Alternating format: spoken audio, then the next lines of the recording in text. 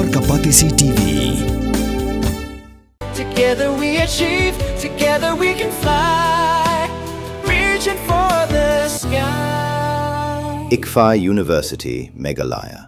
Hatu pindon na am kathong manlong kita kinong shed hagi hotel na ki restaurant ibapao hamokam hilaban pun orlong e kathong ka jongpi ke admission club play bani ai ki course ki bapher kadon ka degree course ka diploma ba ka advanced diploma course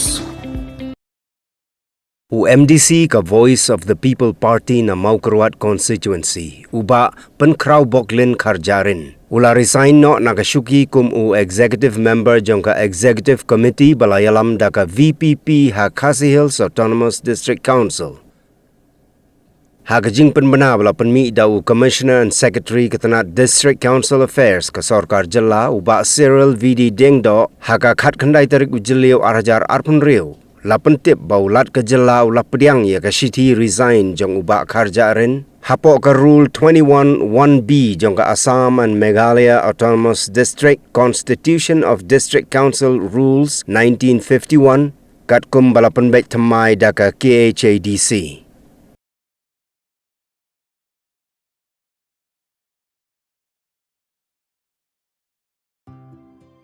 Mornings are always busy. Everything feels fast. I hear mom shouting and I'm trying not to be late. Outside, Shillong is already awake. Cars move slowly, horns are loud. It feels like everyone is in a hurry. Then the STEMS bus comes in, bright and yellow, always on time. The caretaker waves and I feel okay. Inside, we laugh and sing. We share snacks, we help each other with homework. It feels nice. My parents know I'm safe through the STEMS app on mom's phone.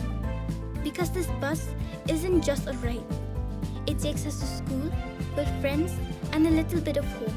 This is STEMS, our ride, our future.